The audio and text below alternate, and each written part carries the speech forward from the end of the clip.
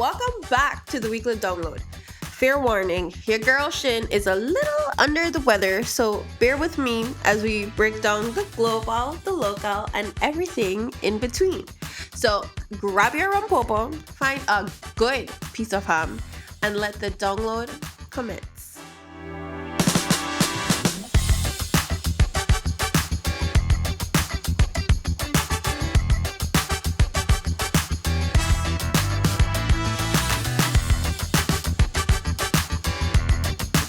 This show is sponsored by Ignite Media.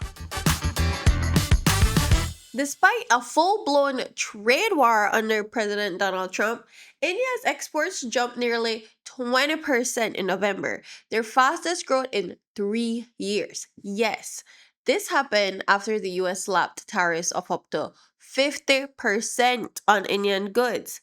Math is not math and besties. But the trade is giving we are who we think we are. How did India find the tariff glitch? Simple. India knows ball. They leaned into tariff free heavy hitters like electronics, pharmaceuticals, and quietly made friends everywhere else. Turns out when one door closes, global trade doesn't knock, it reroutes. Adding a weaker rupee makes exports cheaper, and suddenly tariffs look less like a wall and more like a speed bump. Be vigilant, besties. Trade wars don't stop commerce, they just teach countries how to shop around. So, Tulum is going through it right now. The beaches are full of sargassum, hotels are half empty, and Americans are saying, we love Mexico, but maybe next paycheck. They've already cleaned up almost 2,000 tons of seaweed this year. That's not a beach day, that's community service with a view.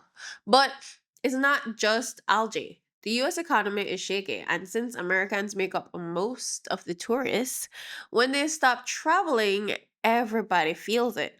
Inflation said, you don't need vibes this summer. And let's be honest, this is close to home. Belize knows the formula.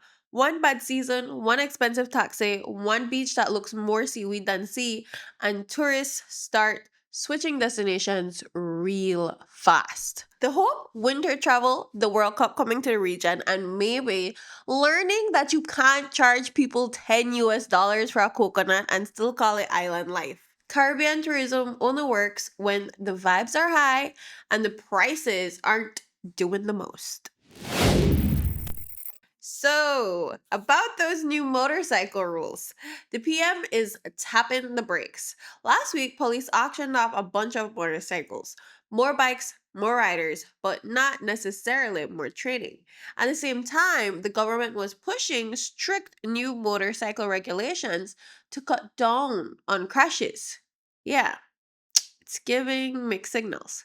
So the Prime Minister, John Briceño, says cabinet was frustrated by the constant motorcycle accidents.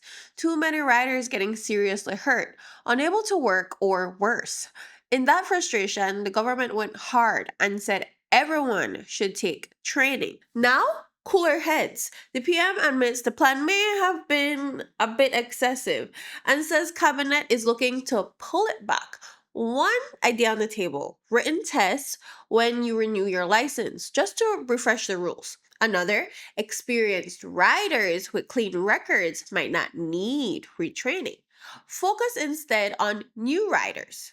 Translation: government still wants safer roads, just not rules that feel like overkill. We're always running from boredom like that's some kind of plague.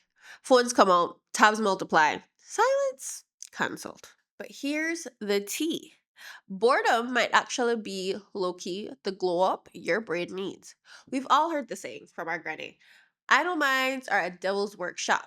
But maybe idle minds are where creativity thrives. Scientists found that when we're bored, like really just sitting there bored, our brains don't shut off. They start wandering. And wandering? That's where creativity sneaks in. One study had people do the ultimate snooze fest, copying numbers from a phone book. After that, they had to think of a new use for something basic like plastic cups.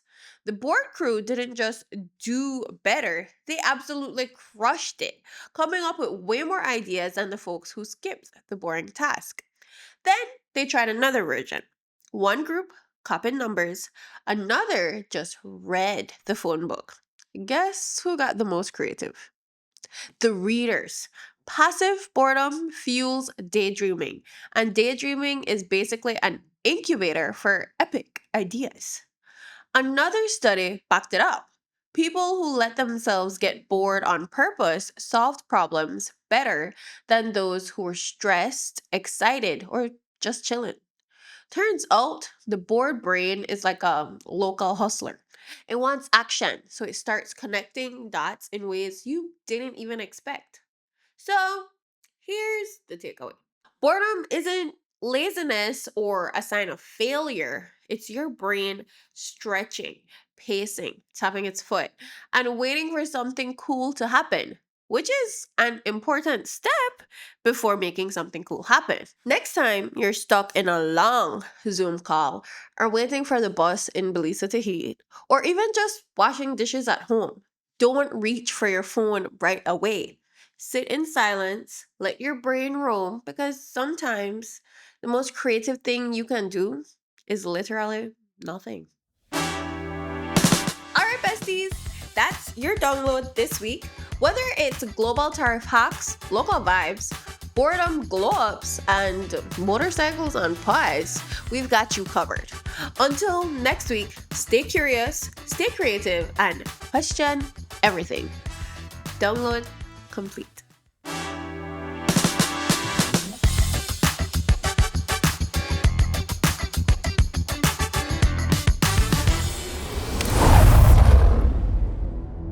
The views and opinions expressed in the weekly download are solely those of the hosts and do not necessarily reflect the views or positions of Ignite Limited.